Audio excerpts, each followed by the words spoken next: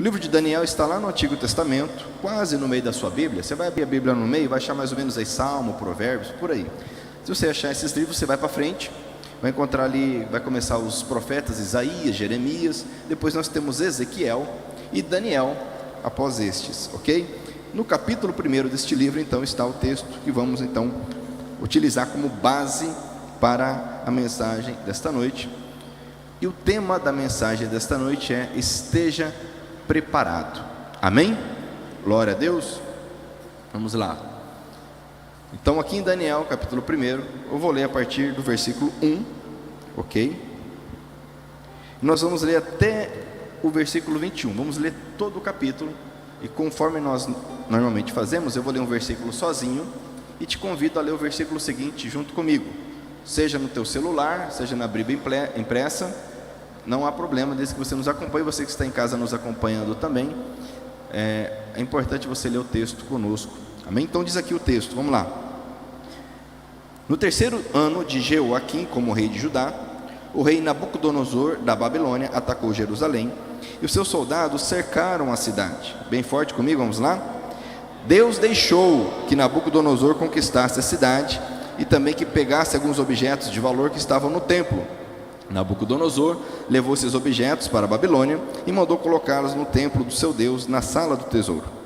O rei Nabucodonosor chamou Aspenaz, o chefe dos serviços do palácio, e mandou que escolhesse entre os prisioneiros israelitas alguns jovens da família do rei e também das famílias nobres. Todos eles deviam ter boa aparência, não ter nenhum defeito físico, deviam ser inteligentes, instruídos, capazes de servir no palácio e precisariam aprender a língua e estudar os escritos dos babilônios. O rei mandou também que os jovens israelitas recebessem todos os dias a mesma comida e o mesmo vinho que ele, o rei, comia e bebia. Depois de 3 anos de preparo, esses jovens deviam começar o seu serviço no palácio. Entre os que foram escolhidos estavam quem? Daniel, Ananias, Misael e Azarias, todos da tribo de Judá. Aspenaz lhes deu outros nomes, isto é, Beltesazar, Sadraque, Mesaque e Abidnego. Daniel resolveu, leia comigo bem forte agora, por favor. Daniel resolveu que não iria ficar impuro por comer a comida e beber o vinho que o rei dava. Por isso, foi pedir a Aspenaz que o ajudasse a cumprir o que havia resolvido. O que Daniel fez? Diga assim, ele resolveu. Ele tomou uma decisão. Versículo 9 diz ainda: Deus fez com que Aspenaz fosse bondoso com Daniel e tivesse boa vontade para com ele. Juntos, mas Aspenaz tinha medo do rei e por isso disse a Daniel: foi o rei, o meu senhor, quem resolveu o que vocês devem comer e beber. Se ele notar que vocês estão menos fortes e sadios do que os outros jovens, ele será capaz de me matar e vocês serão culpados. Aí Daniel foi falar com o guarda, a quem Aspenaz havia encarregado de cuidar dele, de Ananias, de Misael e de Azarias. Daniel disse a ele: quero pedir que o Senhor faça uma experiência com a gente. Durante 10 dias, dê-nos somente legumes para comer e água para beber. No fim dos 10 dias, faça uma comparação entre nós e os jovens que comem a comida do rei. Então, dependendo de como estivermos, o Senhor fará com a gente o que quiser. Juntos, o guarda concordou e durante 10 dias fez a experiência com eles. Passados 10 dias, os 4 jovens israelitas estavam mais sadios, fala assim comigo, mais sadios e mais fortes, glória a Deus, do que os jovens que comiam a comida do rei. Aí o guarda tirou a comida e o vinho que deviam ser servidos aos 4 jovens e só lhes dava legumes para comer. Juntos, Deus deu aos 4 jovens um conhecimento profundo dos escritos e das ciências dos babilônios, mas a Daniel deu também o dom de explicar visões e sonhos. No fim dos 3 anos de preparo que o rei Nabucodonosor tinha marcado, Aspenaz levou todos os jovens até a presença do rei. Juntos, este falou com eles, e entre todos não havia quem se comparasse com Daniel, Ananias, Misael e Azarias. Por isso ficaram trabalhando no palácio. Todas as vezes que o rei fazia perguntas a respeito de qualquer assunto que exigisse inteligência ou conhecimento, descobria, veja bem, amados, que os 4 eram 10 vezes mais inteligentes do que todos os sábios e adivinhos de toda a Babilônia. Juntos, E Daniel ficou no palácio real até o ano em que o rei Ciro começou a governar a Babilônia. Amém? Glória a Deus. Vamos orar. Pai, em nome de Jesus, nós somos gratos por esse texto, por essa palavra. Nós cremos que a Tua palavra é viva, ela é fiel, ela é verdadeira. E com base na Tua verdade, ó Pai, eu peço que cada um de nós que está aqui nesse templo, cada um que está acompanhando esse culto, seja transformado, fortalecido, capacitado, curado, que haja salvação, Senhor, que haja libertação, que haja compreensão do propósito que o Senhor tem para as nossas vidas, porque a Tua palavra é a verdade que liberta, a Tua palavra é poderosa para penetrar no mais profundo do ser, no mais profundo de cada um de nós. E eu peço, ó Pai, que o Teu milagre ocorra, que o Teu milagre nos alcance nessa noite, para a glória e honra do Teu santo nome. Amém? Glória a Deus. Pode sentar por um momento. Então o tema é esteja preparado. Sabe, amados, que temos meditado, conversado nesses últimos dias acerca da necessidade de nos fortalecermos. Falamos sobre isso ontem. E também um assunto que tem estado em voga já há alguns dias, em especial aí após o início dessa guerra que está acontecendo. E sempre que há alguma turbulência, alguma situação, quem conhece um pouco da Bíblia fica um pouquinho mais atento, porque o Senhor Jesus disse claramente que no princípio das dores nós teríamos guerras, rumores de guerras, pandemias, terremotos. E na verdade nós temos visto já há algum tempo, isso vem sendo multiplicado, muito embora todos sabemos que ao longo da história da humanidade são situações que ocorrem com certa frequência, mas também sabemos que alguns outros pontos previstos na palavra do Senhor têm se cumprido. E por conta disso, muitos voltam então seus olhos para livros como Ezequiel, Daniel, Apocalipse, e realmente isso é necessário e saudável para entendermos as profecias, entendermos os sinais, porque o Senhor Jesus foi bem claro ao dizer que o dia do Senhor virá como ladrão, mas também disse que não pegará de surpresa a igreja. E ele disse também, aleluia, que o dia e a hora ninguém sabe, porém também disse que a igreja precisa estar atenta aos sinais, para entendermos as épocas e os tempos. Pois bem, eu não vou falar sobre isso exatamente hoje. Se Deus permitir, quero nos próximos meses iniciar uma série de estudos com vocês acerca de Ezequiel, Daniel, Apocalipse. E para entendermos esses textos, é importante nós compreendermos que Deus é um Deus de aliança. Amém? Deus é um Deus que Ele tem compromisso, tem aliança. E nós percebemos ao longo da palavra uma série de alianças do Senhor. O Senhor, por exemplo, tem aliança com as nações, com o mundo. O arco-íris que nós vemos nesses períodos de chuva e sol, é a aliança que o Senhor fez com Noé, com as nações, de que nunca mais destruiria a terra através da água. Sabemos que a terra será destruída pelo fogo, a Bíblia diz isso. Sabemos que Deus tem uma aliança com Israel, através de Abraão, de forma que foi revelada a Moisés, após que o povo sair do Egito, no livro do Levítico, no livro de Êxodo, de Números, do Deuteronômio, que a nação de Israel ela tem um propósito para com o Senhor. Isso nunca se cumpriu da forma completa, vai se cumprir, porque a palavra do Senhor não passa, não cai por terra. Uma das promessas que nós sabemos é acerca do território de Israel. A Bíblia ela traz, por exemplo, os limites do território de Israel, que nunca foram realmente alcançados, mas isso vai se cumprir. Nós temos a aliança do Senhor, a nova aliança do Senhor Jesus com a igreja. Amém? Aleluia! E quem é a igreja? A igreja é formada por todos que creem, sejam judeus, sejam gentios. O gentil, na Bíblia, é todo aquele que não é judeu. Eu, por exemplo, sou gentil, sou brasileiro. E quando nós entendemos essa dinâmica, nós vamos entender livros como Ezequiel, por exemplo, que tem uma relação muito forte com as alianças de Deus com o povo de Israel. Ezequiel 37, por exemplo, fala do Vale dos Ossos Secos, trazendo ali a profecia sobre a restauração de Israel. E nós sabemos que em 1948, algo nunca ocorrido na história da humanidade, uma nação que deixou de existir, voltou a existir, uma língua que não era mais falada, voltou a ser falada. 38 fala da guerra das nações contra Israel, a reconstrução do templo no 39, por aí vai. O livro do Apocalipse é um livro escrito, uma revelação.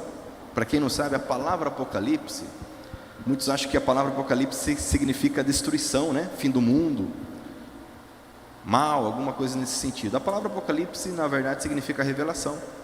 Tanto que em muitas versões, em inglês, na língua inglesa, por exemplo, você vai encontrar Revelation como o nome do livro, e não Apocalipse. Apocalipse é a palavra grega que significa revelação, porque o livro começa dizendo esta revelação do Senhor Jesus Cristo a seu servo João, que inclusive estava lá na ilha de Patmos, ok? E é um livro que ele fala a igreja do Senhor. Por sua vez, Daniel é um livro, talvez o mais importante acerca das profecias relativas aos fins dos tempos. Sem a compreensão de Daniel, realmente é difícil compreender Apocalipse, por exemplo. Só que ele é um livro voltado em boa parte dele, às nações da terra, os impérios mundiais. Mas, como eu disse, não é isto que é o cerne da mensagem de hoje. Eu quero falar hoje sobre santidade, sobre consagração.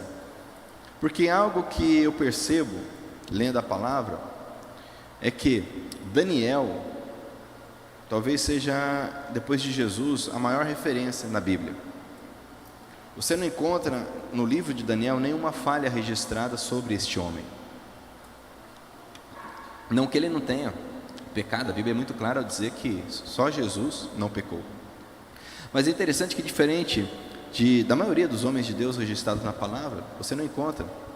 E nós percebemos que Daniel ele teve revelações tão poderosas, tão profundas, que houve necessidade de seres espirituais, como o arcanjo Miguel, o anjo Gabriel, o mesmo que depois falou a Maria, intervirem diretamente.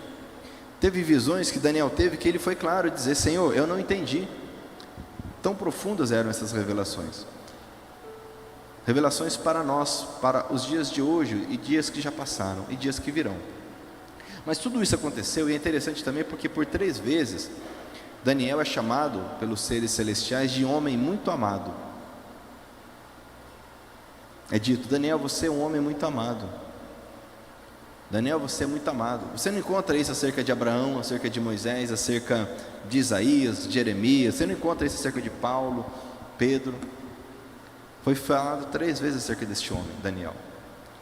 E tudo isso eu entendo e compreendo que está diretamente relacionado com esse capítulo 1, onde Daniel ele decidiu se consagrar.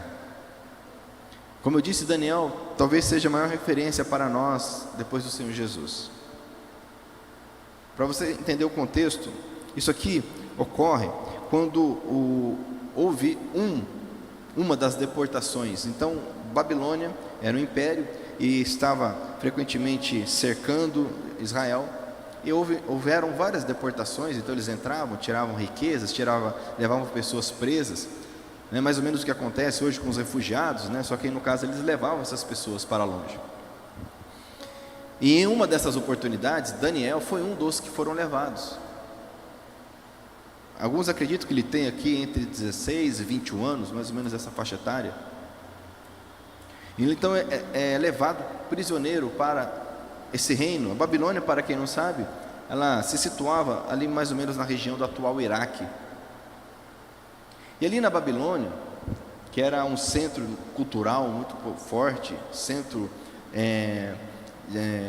idólatra, um centro de muito conhecimento astronômico, astrológico, dizem os entendidos que, passando pelo Egito, a feitiçaria e a magia negra passam pela Babilônia e vêm, né, ao longo dos séculos.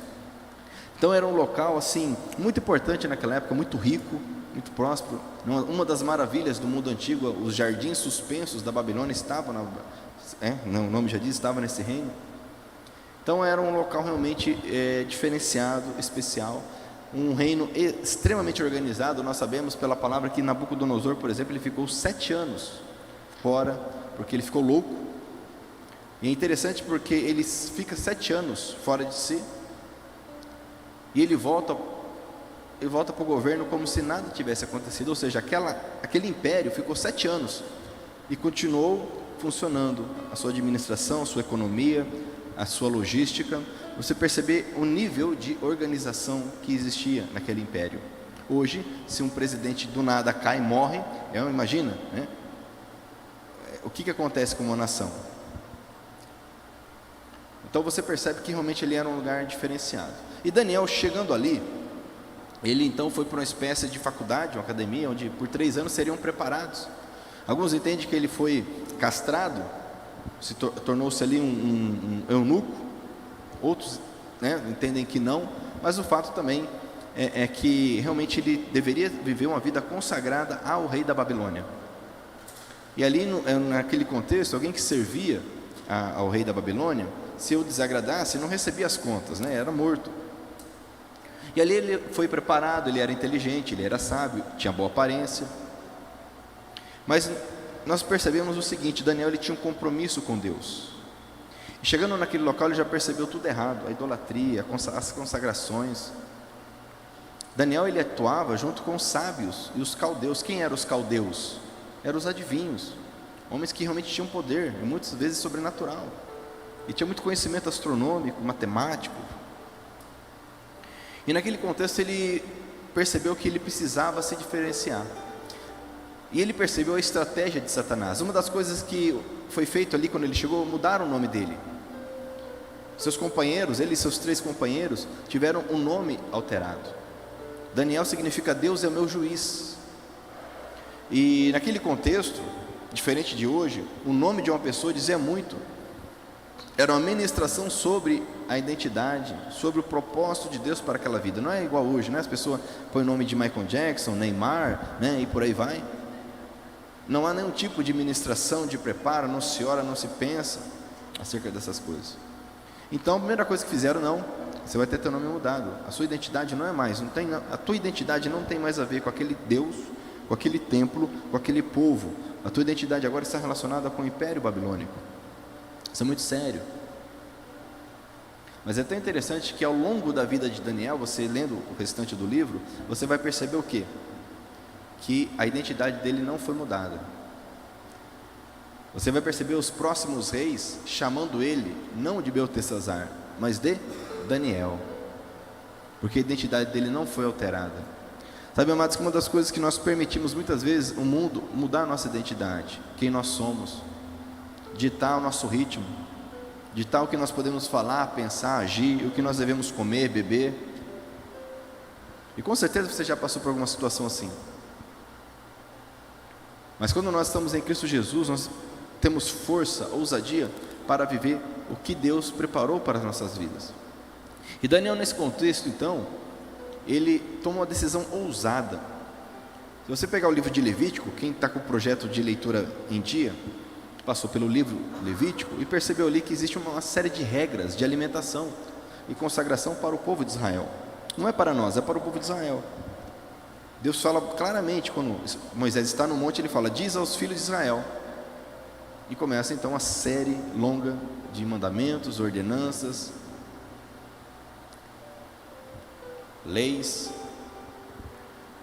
E isso envolvia alimentação. E chegando ali, ele percebeu a consagração da comida, a consagração da bebida, que era muito comum. Tanto é que Paulo, lá, séculos depois, vai falar sobre isso aos Coríntios. Então, as pessoas matavam os animais consagrando a determinado ídolo. E Daniel falou: não, eu não posso comer isso, eu não posso me contaminar, eu não posso fazer igual todo mundo faz. Só que veja bem, Daniel ali, ele estava preso, ele estava cativo, ele era um exilado, ele não tinha toda essa autonomia, mas ele resolveu, sabendo que ele poderia mesmo ser morto por conta disso. E ele chama o responsável, você leu comigo? E o próprio responsável fala: olha, se eu der essa ordem, pode ser que eu mesmo venha morrer. E Daniel ousadamente diga. É interessante porque a Bíblia diz, quer ver? Ó, vou pegar aqui.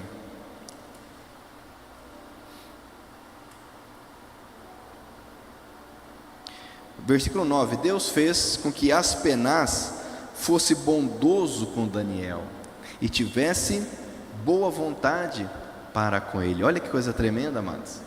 Quem que era Aspenaz? Aspenaz era o cara que cuidava desses prisioneiros todos. Ora, se ele era responsável por esses prisioneiros todos, era um cara calejado, um cara que recebia gente de tudo quanto é tipo de cultura, que a Babilônia foi invadindo, né? Várias culturas. Sabia lidar com rebelde, sabia lidar com desobediente. E esse homem então, ele é tocado por Deus. E Daniel, conforme diz o texto mais tradicional, a tradução mais clássica, é que Deus deu graça aos olhos, que é a mesma expressão que é usada, por exemplo, em relação a José, que Deus deu graça aos olhos de Faraó para José. Então Aspenaz olhou Daniel e falou: esse cara tem algo diferente. Deus interviu ali, porque Deus viu a disposição do coração de Daniel em obedecer. E sabe, meu irmão, minha irmã, que quando você se dispõe a obedecer a Deus, Deus ele já começou a agir. Deus fala e ministra o coração das pessoas. Como Esdras diz, Neemias diz, quando, por exemplo, Neemias chega diante do rei e fala: olha, com temor e tremor, eu preciso ir para Jerusalém, ver o meu povo. A Bíblia diz que Deus deu graça, e ele então não só é liberado para ir, mas como recebe uma série de ajudas financeiras, logísticas, para chegar em Jerusalém. Entenda isso, meu irmão, não fique com medo de homens, de pessoas, amém? Jesus diz assim, que nós não devemos nos preocupar com aqueles que podem matar o corpo, mas sim com aquele que tem poder para lançar o corpo e alma no inferno. Muitas vezes nós ficamos com medo das pessoas, com o receio da reação das pessoas. Logicamente que devemos agir com sabedoria e graça. Daniel foi um homem que ele orou, ele buscou a direção de Deus, e não chegou lá todo arrogante: ó, é o seguinte, eu não vou comer não, né? Rebelião, certo? Não, ele chamou o seguinte, tal, o que você pensa? Graça, falar com ousadia, com autoridade, mas com graça, não é bater boca, discutir de forma tola. A Bíblia diz: buscai a paz com todos, amém? No que depender de vós, tenha paz com todos. Mas isso não quer dizer que nós vamos temer as pessoas, temer o sistema do mundo, que diz: ó, faça assim ou faça assado. Daniel ele foi contra aquele sistema, porque ele resolveu se consagrar ao Senhor, e Deus deu graça a ele. E não só deu graça, fez um milagre. Eu não sei se tem algum nutricionista aqui, mas você há de convir comigo que 10 dias comendo legumes e tomando água não faz não tem toda essa reação no físico, não. Ali Deus deu graça e fez um milagre naqueles homens, porque eles se dispuseram. Talvez já deram esse prazo de 10 dias justamente para mostrar: ó, não vai mudar nada mesmo, então deixa esses 10 dias.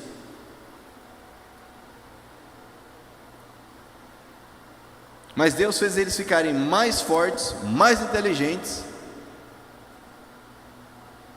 mais sábios, porque Deus era com eles. Mas houve uma decisão. Diga-se comigo: houve uma decisão. E essa é a palavra desta noite. Qual é a sua decisão? Daniel ele tinha tudo, ele poderia dizer: não, mas eu vou me arriscar aqui. Deus não protegeu o templo, destruir o templo, não tem mais sacerdote, não tem mais culto, não tem mais a nação de Israel. Cadê as promessas de Deus? Daniel poderia falar: não, vou seguir aqui, né? Vamos dançar conforme a música, como se diz, né? Porque uma coisa é fácil se consagrar lá no templo, adorando, todo mundo em volta, louvando a Deus. Outra coisa é você e mais 3 em um lugar hostil, uma cultura hostil, como escravo, como alguém que já perdeu. Essa era a visão que tinham deles: ó, vocês já perderam, vocês estão aqui, inclusive, deixa eu lembrar você, Daniel, porque vocês já perderam, por isso que você está aqui. E é isso que Satanás quer: roubar a nossa identidade, a nossa disposição, a nossa ousadia, a nossa força. Mas o Espírito Santo nos capacita, como capacitou Pedro, por exemplo. É tão interessante, Pedro, aquele homem que com medo, com receio, constrangido, negou Jesus 3 vezes, numa roda ali, na fogueira. mas depois, cheio do Espírito Santo, diz a Bíblia que diante das autoridades que poderiam mandar prendê-lo e açoitá-lo, ele com ousadia pregou sobre Jesus, a ponto daqueles homens falar: nossa, mas são diferentes, esses aí andaram com Jesus. Eu te pergunto, como está a tua ousadia hoje? Como está o teu posicionamento? Eu tenho batido muito nessa tecla, né? Às vezes os cristãos, eu tenho visto isso, se posicionam muito mais a favor deste ou daquele candidato numa eleição do que a favor da palavra de Deus. Se posicionam às vezes muito mais firmes por este ou aquele time de futebol do que por Deus e a palavra. E quando tem que se posicionar sobre o assunto, sobre uma situação que vai contrária à Bíblia, né, disfarça, fica quietinho e sai de mansinho. Pega o seu banquinho e saia de fininho, né? Meu irmão, o Senhor Jesus está voltando, Maranata. E Ele voltará para uma igreja santa, pura, consagrada. O tema é: esteja preparado. Eu quero ler alguns textos com vocês para nos mostrar essa necessidade. Mas veja bem, e Daniel, ele se separou, ele se consagrou, e ele foi honrado por conta disso. Talvez você não será honrado por conta disso pelas pessoas. Daniel foi, nem todos foram ao longo da história. Mas amados, se ao nosso Senhor Jesus crucificaram, que dirá de nós? Muitas vezes o problema da igreja, dos cristãos, é acreditar que está no mundo cristão, que está num país cristão, que está numa cidade cristã, que está numa cultura cristã. A nossa cultura não é cristã, o nosso país não é cristão, nossa cidade não é cristã e o mundo não é cristão. Quem acredita nisso acredita numa mentira. A Bíblia diz: o mundo jaz no maligno. Tanto é verdade que a Bíblia diz que Jesus voltará para julgar as nações. Ora, se as nações fossem cristãs, ele vai julgar o quê?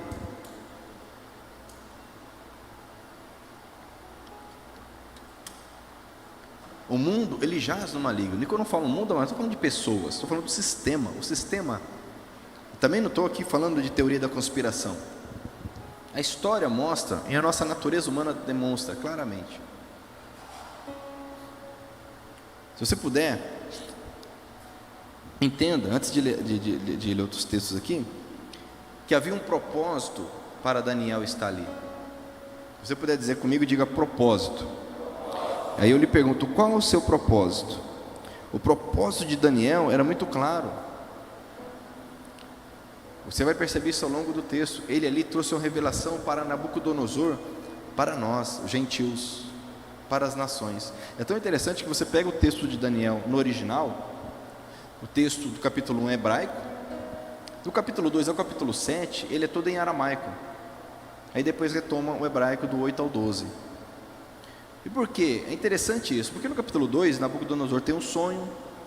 Nabucodonosor ali representa os reinos gentios. E aí ele tem uma visão e um sonho. Não foi Daniel que teve, foi Nabucodonosor. Depois Daniel terá visões, mas ali quem teve o sonho foi Nabucodonosor. Porque Deus fala com todos quando é necessário. Mas Daniel que trouxe a revelação. E o aramaico naquele contexto era a língua diplomática, era a língua geral, é a língua conhecida por todo aquele que estudava alguma coisa, como se fosse o inglês hoje. Hoje, com o inglês você fica sabendo aí de notícias de qualquer lugar da face da terra. Filmes, séries, é a língua franca, assim como já foi o latim, já foi o francês, já foi o grego na época do Novo Testamento. Naquela época era o aramaico naquele contexto ali. Então ele já escreveu para que todos pudessem ler e entender que Deus tem um propósito para as nações, e Deus está no controle, no governo, e Deus é soberano. Porque se existe algo que a Bíblia mostra, mas que Deus é soberano, amém? Deus não está numa luta contra o diabo. Às vezes a gente tem aquela ideia, né? Aquela dicotomia, né? O bem contra o mal, o Batman contra o Coringa, o He-Man contra o Esqueleto, né? O Superman contra o Lex Luthor, não é verdade? Os X-Men contra o Magneto. A gente tem essa ideia, lutando, né? Dá a impressão que Deus está lá no céu e o diabo está no inferno planejando uma luta, né? E Deus está lá e de repente toca o alarme do céu: ó, o diabo quer invadir, corre, vamos lutar. Não existe isso na Bíblia, amados. Deus é soberano. O diabo nem sequer reina no inferno. A Bíblia diz que o inferno é local de tormento para ele. O que a Bíblia diz que ele tem domínio hoje sobre as nações, porque Deus entregou esse domínio ao homem lá no Éden, e o homem entregou a Satanás. E Deus ainda não lançou Satanás onde deve lançar, porque com ele vai todo aquele que o segue. Isso que a Bíblia nos ensina. Tanto é verdade, você conhece a história da tentação de Jesus? Uma das coisas que Satanás fez foi levou Jesus lá no alto e falou: olha, veja as nações da terra, tudo é meu. Se você se prostrar e me adorar, você agora será o dono. Jesus em algum momento ali falou que Satanás estava mentindo? Ele poderia, né? Você é louco, Satanás, eu que mando nisso aí, eu sou o dono, eu sou Deus. Porque realmente a autoridade o homem entregou a Satanás. Da mesma forma que hoje o homem entrega a autoridade do seu lar para Satanás, entrega a autoridade do seu trabalho para Satanás, entrega a autoridade da sua saúde para Satanás, sem saber ou sabendo. Porque uma coisa que nós percebemos na Bíblia, sim, não há um meio do caminho, não há um mais ou menos. Jesus é claro ao dizer: eu sou o caminho, a verdade e a vida. Quem não vem ao Pai, aliás, só vai ao Pai através de mim. Ele diz: quem comigo não ajunta, espalha. Não há uma terceira via, né? A pessoa fala muito terceira via agora no eleitoral, né? Não tem. Se aqui na eleição não tem terceira via, você imagina no contexto espiritual desse. Não tem terceira via. Nosso desafio é nos santificarmos, nos prepararmos. E Daniel foi honrado, foi visto como mais sábio, mais inteligente, com um propósito, trazer a revelação. Abra a sua Bíblia comigo, se você puder fazer, com 1 Pedro, capítulo 1, versículo 16. No finalzinho, primeira carta de Pedro, capítulo 1, versículo 16.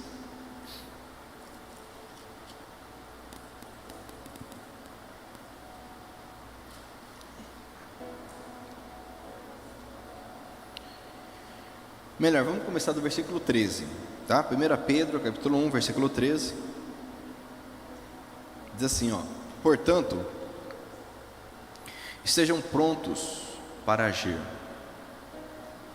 Eu lhe pergunto nessa noite: você está pronto?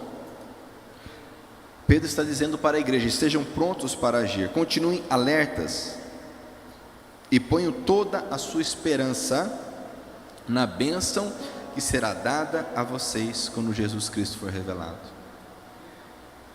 Esteja preparado, esteja alerta. Quantas vezes a Bíblia diz, quantas vezes Jesus disse: vigiai e orai, sejam alertas. Esteja alerta, meu irmão, minha irmã, esteja preparado para a vinda do Senhor.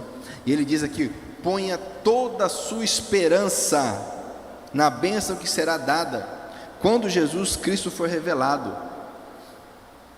Muitos estão frustrados, cansados, porque a sua esperança está no governo, está nas finanças, está no dólar, está no sistema econômico, está numa denominação, enfim, numa filosofia. A sua esperança, ele diz aqui: coloque toda a sua esperança na bênção que será dada quando Jesus Cristo for revelado. Eu preciso estar preparado, alerta, para quando Jesus Cristo for revelado, porque a Bíblia diz que o dia do Filho do Homem será como relâmpago, que rasga o céu do oriente para o ocidente. Você já viu um relâmpago? É rápido, né? Quem não estiver preparado perderá essa oportunidade. Diz aqui ainda, 14: sejam obedientes a Deus, não deixe que a vida de vocês seja dominada por aqueles desejos que vocês tinham quando ainda eram ignorantes. Deus perdoa o dia da ignorância, o tempo da ignorância, e nós éramos dominados por uma série de desejos.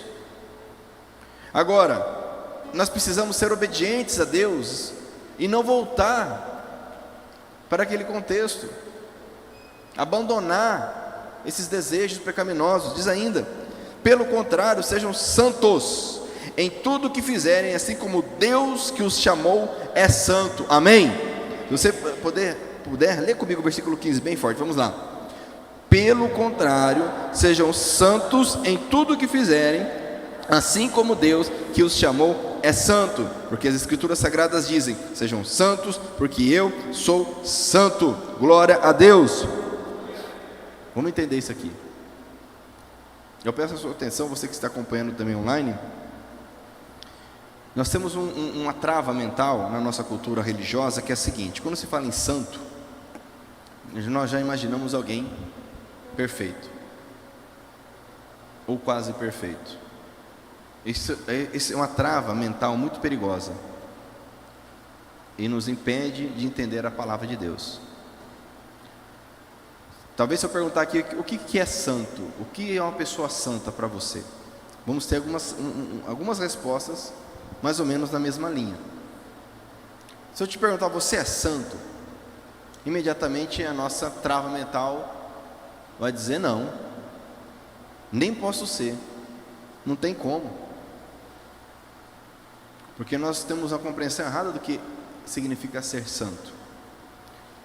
Lá no Antigo Testamento, tanto é que ele cita as Escrituras, ele se refere a Levítico, a Deuteronômio, a Êxodo, quando Deus diz a Moisés: diga ao povo de Israel, sejam santos, porque eu, Senhor teu Deus, sou santo. Agora, pensa comigo, amados, é uma ordem ser santo, não é uma opção. Será que Deus vai dar uma ordem para nós que a gente não pode cumprir? Deus vai te falar: atravessa a parede, porque eu atravesso a parede também. Vai falar? Porque Jesus atravessou a parede. Você sabe que ele é ressurreto, né? Os discípulos estavam todos escondidos, com medo, todas as portas trancadas, a Bíblia diz. E Jesus então, que é mais poderoso que qualquer super-herói, aparece lá dentro. Aí, mas você não encontra Jesus falando: ó, atravessa a parede porque eu atravesso também. Porque isso é impossível para nós. Jesus não vai falar: voa porque eu voo também. Porque Jesus ascendeu aos céus, a Bíblia diz, voando. Um dia vamos voar também, quando fomos arrebatados, amém? Glória a Deus. Você crê que vai voar? A Bíblia diz que nós vamos encontrar o Senhor Jesus nos ares, amém? Não é aqui, é nos ares nós vamos encontrá-lo. E eu vou voar. Ora, se Deus está dizendo seja santo, é porque isso é possível. Mas o problema é que eu não sei o que é santo. O que é ser santo? A palavra kadosh, lá no Antigo Testamento, e hagios, ou hagios, no Novo Testamento, hebraico e grego, respectivamente, tem o mesmo significado, que é ser separado, ser consagrado. Ser santo é isso. Por exemplo, se eu pegar essa garrafa aqui, ó, de água, falar: eu vou consagrar essa garrafa ao serviço do Senhor. De hoje em diante ela vai ficar aqui e só vai ser usada aqui no culto. O que eu fiz? Eu consagrei, eu separei essa garrafa para o serviço do Senhor. É isso. Quando a Bíblia diz seja santo, está dizendo seja separado, seja consagrado para o serviço do Senhor. Isso diz respeito a pessoas, a coisas, a lugares. Quando você consagra a tua casa, você está dizendo: a minha casa, ela é separada para o serviço do Senhor. Ser santo não é ser sem pecado, imaculado.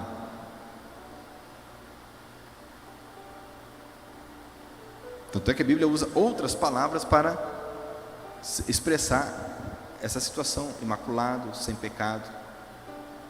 O Senhor Deus é todo santo, porque Ele é separado de tudo, porque Ele criou tudo. Ele não pode ser contaminado, porque Ele está fora. Até a questão do tempo, às vezes quando nós paramos para pensar no tempo, nós temos uma mente limitada, porque nós estamos dentro do fator tempo. Nós imaginamos o Pai, né, tem aquelas demonstrações, né, figuras, Pai, Filho e Espírito Santo. O Pai é um senhor, né, de barba. Aí tem o Filho, né, ali aquele rostinho branquinho, olhinho azul, né? Você olha e dá até dó, né? Coitadinho de Jesus, né?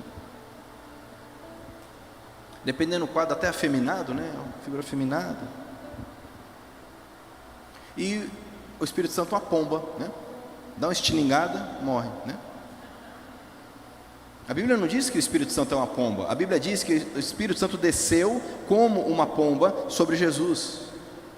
Tanto que no Pentecostes desceu como línguas de fogo. ok? Não é pomba, o Espírito Santo não é pomba, você não acha isso na Bíblia. E o Pai não é velho, não é idoso, porque para Deus não existe tempo. Para Deus, ontem, hoje e para sempre é a mesma coisa. Sabe por quê? Imagine que isso aqui é o tempo. Eu sou Deus, eu criei o tempo.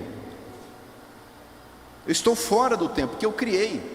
Deus olha o tempo, Ele vê o tempo que Ele criou o tempo, Ele está fora do tempo. Deus é eterno, que era, que é e que há de vir. Deus não está aqui dentro, eu estou aqui dentro do tempo, você está aqui dentro do tempo.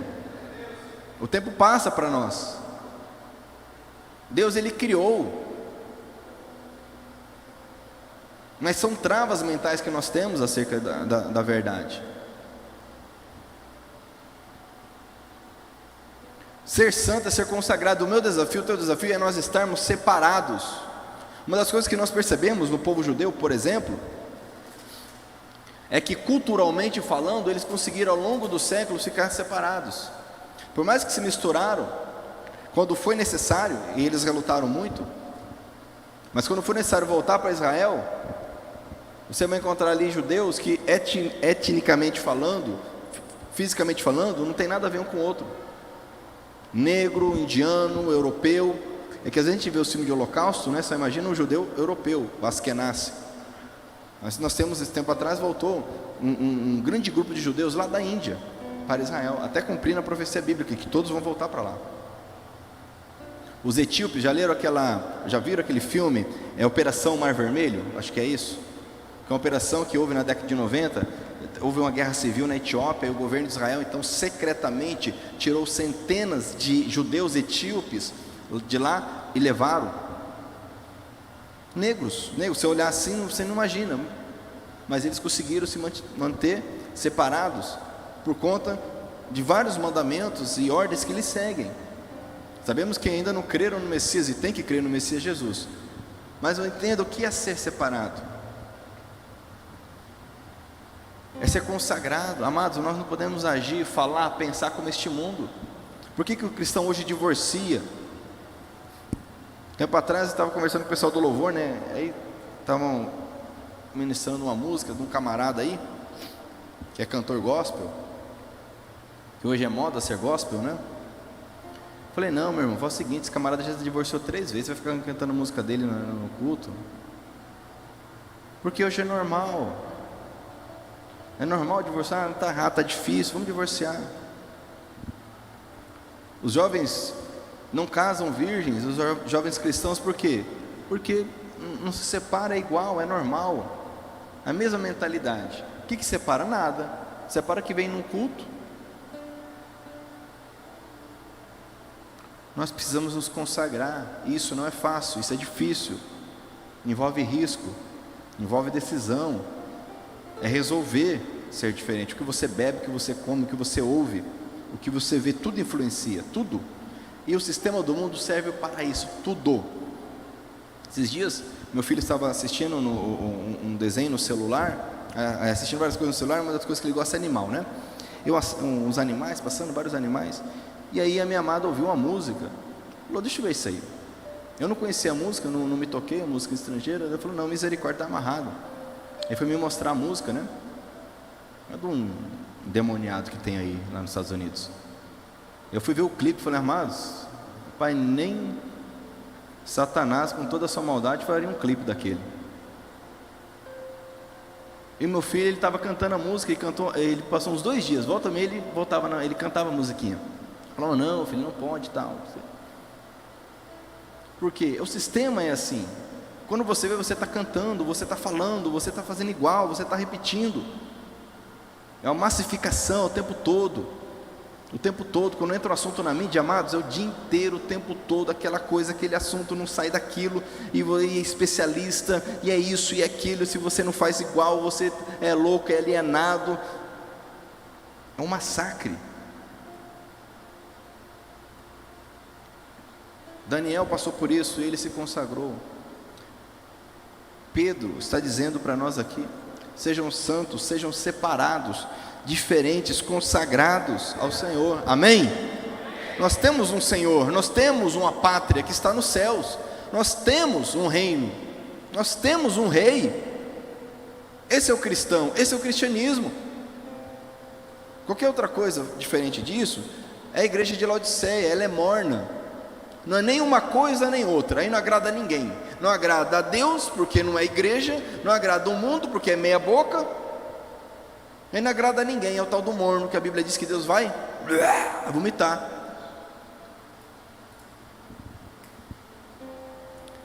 Abra sua Bíblia comigo, se você pode fazer, em Hebreus capítulo 12. Você volta um pouquinho aí a sua Bíblia, você está em Pedro, volta um pouquinho e você vai encontrar Hebreus, capítulo 12.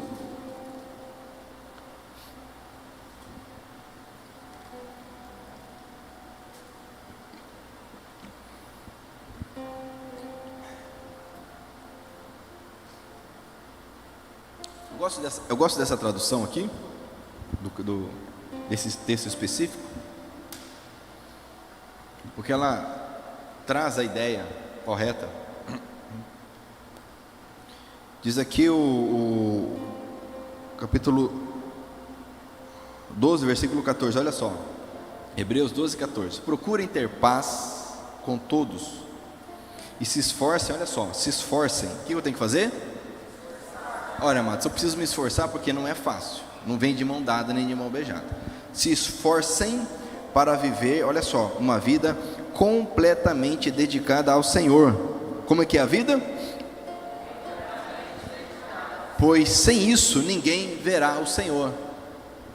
Se você pegar a tradução Revista Corrigida, Atualizada e outras, vai dizer assim: santifiquem-se, ou sem a santificação ninguém verá o Senhor.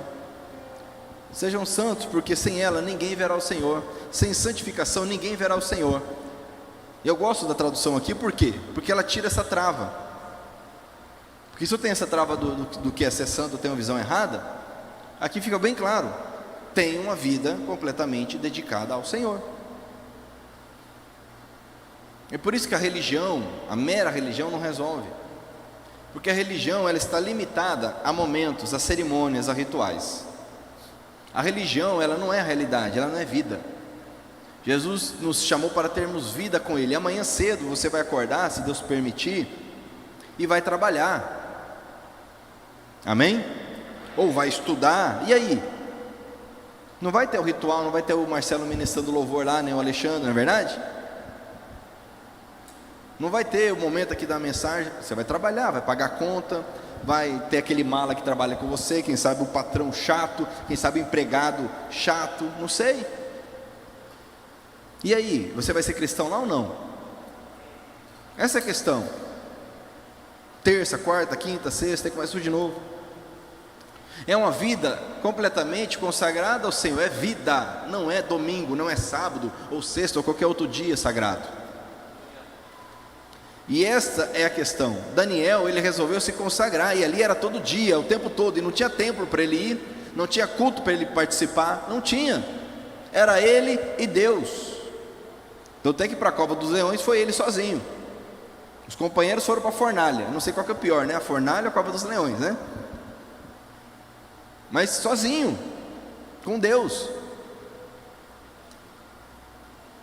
E tem momentos na nossa vida, amados, por mais que a gente esteja em unidade, em comunhão, que não tem para onde correr, é você e Deus. Ninguém vai te ajudar, porque ninguém pode te ajudar, não é porque não quer não, é porque não pode, é você e Deus.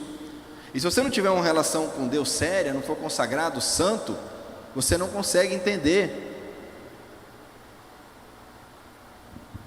e nem vencer. Olha que coisa tremenda. Sem uma vida consagrada, dedicada ao Senhor, ninguém verá o Senhor. Ninguém o verá. Quem quer ver o Senhor aqui? Quando Ele for revelado nas nuvens, na glória, quem quer ver? Porque tem duas situações. Uma é quando Ele vier para julgar o mundo, a Bíblia diz: todo olho verá e lamentará. Mas isso não é para nós, igreja. Não é para quem crê. Para quem crê, Ele virá nas nuvens, e nós vamos encontrar nas nuvens. Quem estiver aqui não vai ver nada, não vai entender nada. Vai ser aquele auê, aquela converseira na mídia, 2 dias, 3 dias, aí depois todo mundo assimila e vai viver a vida. É assim que vai ser. Ninguém vai ver. Quer ver o Senhor? Nós precisamos ter uma vida consagrada a Ele. Não é uma vida perfeita. A vida perfeita não existe aqui nesse contexto. Mas uma vida consagrada ao Senhor. Por isso que nós temos o sacrifício de Cristo na cruz. Se nós pecamos, nós clamamos misericórdia e graça, Ele nos perdoa. Aleluia, obrigado, Senhor. E precisamos entender a cruz. Hoje foi interessante, meu filho Petros, né, agora está quase fazendo 4 anos, aí hoje foi assistir desenho no tablet e tal, eu escolhi o desenho para ele ali e tal, e daí a pouco caiu um desenho ali da crucificação de Jesus, e ele ficou tão impactado que ele passou o dia inteiro assistindo os desenhos e teatros, que ele sabe fuçar vai fuçando e procurando, e toda hora falava: Jesus morreu na cruz, papai, coitadinho, né? Ele ficou lá, aí foi interessante, me mata, papai, eu estou assim, ó, assim. A mamãe dele chorou, é verdade. Aí, mas ele ressuscitou, papai, ele está vivo. Ele viveu, colocaram ele na caverna, coitadinho, os homens maus. Mas ele ressuscitou, ele está vivo. Aí depois minha amada começou a explicar para ele, mas por quê, né? Por que Jesus morreu na cruz? Nós precisamos entender por que Jesus morreu na cruz. Daqui a pouco começa a Páscoa, né? Aí vem aquela comoção, Semana Santa, paixão, e é filme, é documentário, aquele chororô, Jesus morrendo, vamos matar Jesus de novo, né? Todo ano matam Jesus, né? A Bíblia diz que o sacrifício foi feito uma vez só, perfeito, consumado. Mas vamos matar, daqui a pouco tem data, né, para matar Jesus, né? E malha o Judas, aquele auê todo, né? O Judas já está pensando, meu Deus, de novo, né? Está preso no ciclo no tempo, né? Aí passa aquela comoção, aquela coisa que só é emocional, espiritual não tem nada, é só emoção.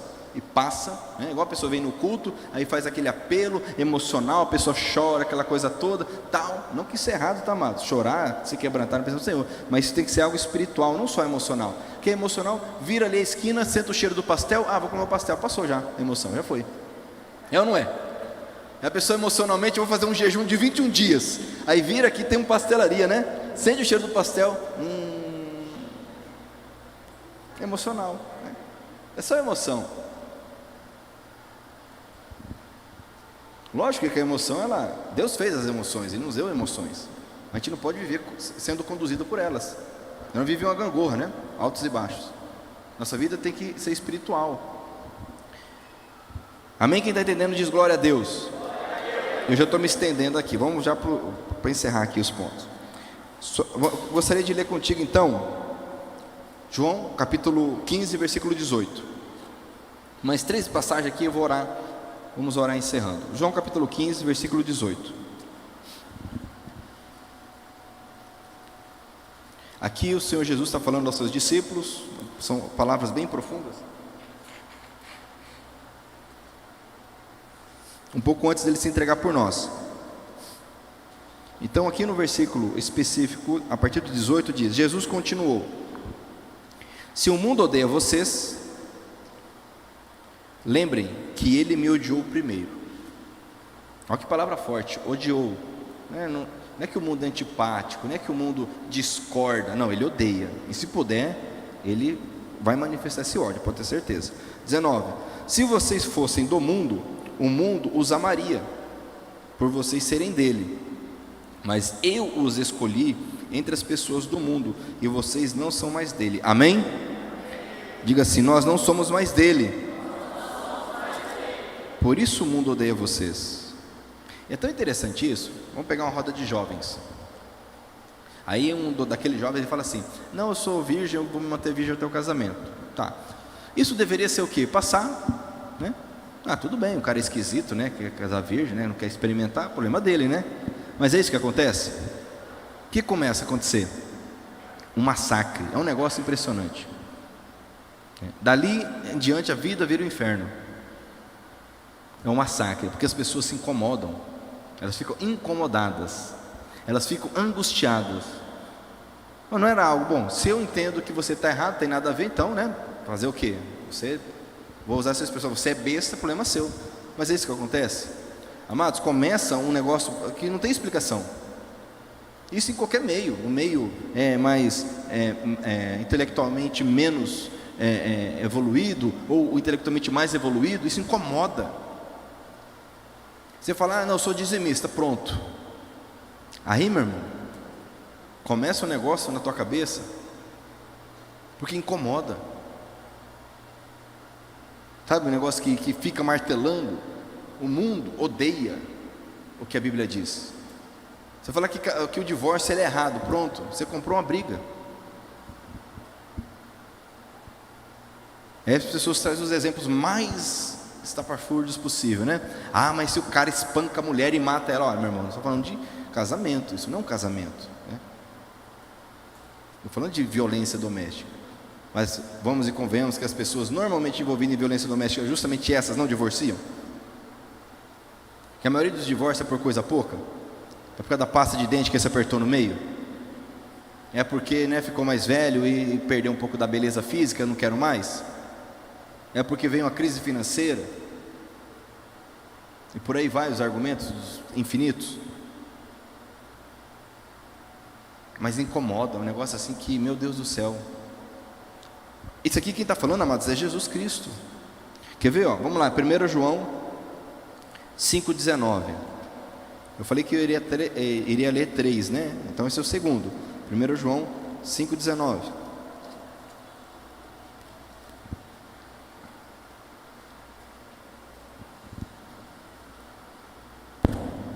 Versículo 19 é bem claro ao dizer, olha só, 1 João, capítulo 5, versículo 19. Sabemos que somos de Deus e que o mundo todo está debaixo do poder do maligno. Há uma diferenciação clara, amados. Paulo vai dizer lá em Efésios capítulo 6, que nós temos uma luta e essa luta não é contra pessoas, é contra espíritos malignos, hostes celestes. As autoridades, as potestades do reino celestial. Abra comigo a sua Bíblia, eu vou ler esse texto para encerrarmos. 1 Tessalonicenses capítulo 4. Primeira carta de Paulo aos Tessalonicenses capítulo 4. Então nós temos a seguinte dinâmica. O mundo hoje está, ou melhor dizendo, a igreja hoje está aqui no mundo, mas não pertence ao mundo. A igreja hoje está igual aquele refugiado que fugiu do país dele, e um dia ele quer voltar para a pátria dele. A igreja está aqui de passagem. Ela sabe, a verdadeira igreja sabe que a pátria está nos céus, de onde nós encontraremos o nosso Senhor. E Paulo escreve aqui em Tessalonicenses que virá um juízo sobre o mundo. O que impede esse juízo sobre o mundo é a igreja do Senhor. Jesus diz: vocês são o sal e a luz do mundo. A função do sal é conservar, ou seja, impedir que apodreça e dar sabor. E a função da luz é mostrar o caminho. Tanto é que Jesus disse: andem enquanto há luz, quando vier as trevas vocês vão tropeçar. Haverá um momento que a igreja será tirada da face da terra, porque a igreja não é daqui. O mundo foi criado, não havia igreja. Passaram-se séculos, milênios sem a igreja. Tanto é que Daniel teve uma série de visões, mas não viu a igreja, porque a igreja, Paulo escreve, era um mistério que não foi revelado a ninguém dos profetas. Era algo para o fim dos tempos. Entenda o seguinte: a expressão fim dos tempos na Bíblia está diretamente relacionada com a vinda de Jesus, a primeira vinda. Quando Jesus veio ao mundo, começou o fim dos tempos. Entenda isso. O fim dos tempos não é aquele período curto que vai acabar tudo, né? As trombetas e tudo mais. O fim dos tempos, no parâmetro, na cronologia bíblica, ele se iniciou quando Jesus veio ao mundo pela primeira vez. Nós começamos o fim. Ali vai surgir algo que nunca houve na face da terra: a igreja. Lá em Atos capítulo 2. Enquanto a igreja está aqui, o mal está sendo impedido de agir completamente, e o juízo de Deus está aguardando. Agora, se o mundo está do jeito que está, você imagina quando a igreja não estiver mais aqui. E o juízo de Deus virá. E uma coisa que a Bíblia ensina claramente é que o ímpio receberá o juízo de Deus, o justo não. Nós vemos isso, por exemplo, com Noé. Noé foi visto por Deus como justo e foi guardado do dilúvio. Isso é visto, por exemplo, quando Abraão ora. Ele fica sabendo que Sodoma e Gomorra vai ser destruída. Aí ele ora falando: Senhor, Tu és o juiz de todo o universo. O Senhor vai destruir o justo com o ímpio? E Deus fala: não, Se tiver 50 justos lá, não vou destruir a cidade. E aí, né, você sabe a história, Abraão vai orando, orando, orando, a ponto de Deus falar, se tiver 10 lá, eu não vou destruir. Porque Deus não destrói, não derrama a sua ira sobre o justo. E a Bíblia diz que nós somos justificados por Cristo Jesus. Amém? Quem é que é justificado por Cristo Jesus? Então a ira não virá sobre a igreja, por isso que a igreja será tirada. É o que está escrito aqui. E o que tem a ver com a nossa mensagem de hoje? Ora, só será tirado quem se consagra, quem estiver santo, separado. Olha o que diz aqui 1 Tessalonicenses capítulo 4, Paulo está falando da vinda do Senhor, mas falando para a igreja, diz assim, 13: irmãos, queremos que vocês saibam a verdade a respeito dos que já morreram, para que não fiquem tristes como ficam aqueles que não têm esperança. Nós cremos que Jesus morreu e ressuscitou, aleluia, e assim cremos também que depois que Jesus vier, Deus o levará de volta, e junto com ele levará os que morreram crendo nele, amém? Levará, amados, Jesus vai levar. 15, de acordo com o ensinamento do Senhor, olha só, não é lenda urbana, lenda gospel, é o ensinamento do Senhor, não é mitologia cristã, não, é ensinamento do Senhor. De acordo com o ensinamento do Senhor, afirmamos a vocês o seguinte: nós, os que estivermos vivos no dia da vinda do Senhor, não iremos antes daqueles que já morreram, porque haverá o grito de comando, e a voz do arcanjo, e o som da trombeta de Deus, aleluia. Então o próprio Senhor descerá do céu, aqueles que morreram, crendo em Cristo, ressuscitarão primeiro, glória a Deus. Então nós, os que estivermos vivos, olha só, seremos levados nas nuvens, junto com eles, para nos encontrarmos com o Senhor no ar, aleluia. E assim ficaremos para sempre com o Senhor. Portanto, animem uns aos outros com essas palavras. E quando isso acontecer, o ímpio se manifestará, que é o tal do anticristo, e o juízo de Deus virá sobre a terra, crendo ou não, porque Jesus disse que passarão os céus e a terra, mas a minha palavra não passará. E como Paulo escreve, amado, se a nossa vida, se a nossa fé está limitada a esta vida aqui, somos os mais infelizes. A nossa fé é na vinda do Senhor. Nós nos consagramos e nos preparamos como uma noiva se prepara para o seu noivo. É tão interessante, esses dias eu vi uma analogia. A pessoa se pergunta, por que noiva, né? Aí ele disse assim, olha, uma noiva, quando ela está com o casamento marcado, ela não pensa em outra coisa, é só no casamento. Você vai conversar com ela, mais cedo ou mais tarde vai entrar no assunto do casamento, e é normal, é assim, é a roupa, né, o local, é a cerimônia. Se você conversar com uma mulher casada, ela não vai voltar no assunto do casamento dela, da cerimônia, porque já foi a história do passado. Talvez, né, numa data especial, específica, né, vai assistir o DVD do casamento, vai falar como foi, mas é algo que já aconteceu, igual quando nós estivermos na glória, já estaremos com o Senhor. Agora, a noiva, há uma expectativa, há um nervosismo, né, uma ansiedade, né? Quem casou aqui, né, quem já foi noivo e casou sabe como é que é, né? E afeta a saúde, o som, não é um negócio doido, né? Porque é uma expectativa. Assim deveria ser a igreja aguardando o Senhor. Pensar nisso, orar por isso. Como Paulo escreve, Maranata, né? Escreve a igreja de Corinto, Maranata, vem Senhor Jesus. Mas a igreja hoje está alheia. Está mais preocupado com quem vai vencer a eleição presidencial do que com a volta de Jesus. Não que não seja importante, mas você percebe a comparação? Que em nome de Jesus o Espírito Santo nos desperte, para que cada um de nós seja consagrado e santificado, mas deve partir de nós, como partiu de Daniel. A Bíblia diz que Daniel resolveu. Aí eu lhe pergunto nessa noite, e Deus te pergunta, você resolve se consagrar e se separar para Deus? Essa é a pergunta. Essa é a questão. E se você já é consagrado, você já está separado, glória a Deus. E vamos clamar a misericórdia, a força, a capacitação do Senhor para permanecermos assim. Amém?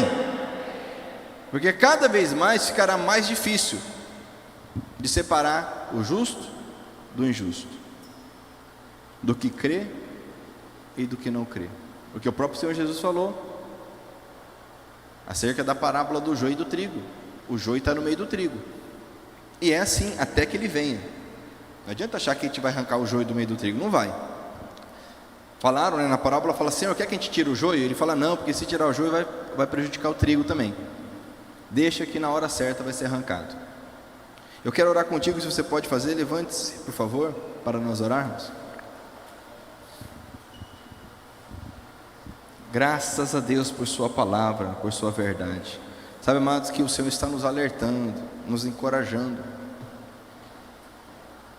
Graças a Deus. Se você pode, então, nós primeiro vamos fazer uma oração individual. Você faz a tua oração aí, conversa com o Senhor, conforme essa mensagem. Se consagre a Ele, abandone o que for necessário abandonar, em nome de Jesus, amém? Vamos fazer isso? Eu oro aqui, você ora aí, depois vamos orar juntos. Ah, Deus, Pai, Santo Jesus, glorioso Deus, obrigado. Obrigado, Pai, porque a Tua palavra me desperta, a Tua palavra chama minha atenção, a Tua palavra me faz lembrar da necessidade de estar consagrado, da necessidade de estar obedecendo, da necessidade, ó Deus, de realmente andar conforme as Escrituras, não conforme o mundo. A Tua palavra me lembra, Senhor Deus querido, a verdade nua e crua, que o mundo jaz no maligno. O mundo está sob o poder do maligno, mas graças ao Senhor que nos separa e nos faz nação santa, povo de propriedade exclusiva do Senhor. E nessa noite, Senhor, eu peço, ou melhor, eu me disponho, como Daniel resolveu, Pai, eu me disponho a permanecer e buscar a cada dia mais a consagração, a separação, me alimentar da verdade, me alimentar da palavra, da presença do Espírito Santo, em nome de Jesus, Senhor. Em nome de Jesus, me ajuda, Pai, te peço, me ajude nas fraquezas, me ajude, Senhor Deus querido, para que eu não seja surpreendido com a vinda do Senhor, para que eu não seja surpreendido, ó Pai, com esse momento tão maravilhoso, tão aguardado, que no meu coração, Senhor, haja expectativa do retorno do Senhor, que meu espírito, Senhor, clame todos os dias: Maranata, vem, Senhor. Ah, Rei da Glória, me ajude, Senhor, a não estar preso, a não amar, a não estar, ó Deus querido, focado nas coisas deste mundo, que são passageiras, são limitadas. Os desejos deste mundo, Senhor, são insaciáveis. Me ajude, Senhor, eu te peço em nome de Jesus, em nome de Jesus. Obrigado, Senhor. Aleluia. Se você quiser orar comigo em unidade, em concordância, como igreja, diga assim: Senhor, Tua palavra é verdade, Tua palavra é santa, e como igreja, nós declaramos consagração, santificação, separação ao Senhor. Senhor Jesus, nos ajude como igreja a permanecermos fiéis, consagrados, que a cultura deste mundo, as mentiras deste mundo não nos contaminem. Nós te pedimos, a Tua palavra diz que as portas do inferno não prevalecem contra a Tua igreja. Faz de nós, Senhor, uma igreja forte, santa, atenta, vigilante, alerta, para não ser pega de surpresa pela sua vinda, Senhor. Obrigado por essa palavra. Nós oramos gratos a Ti, em nome de Jesus.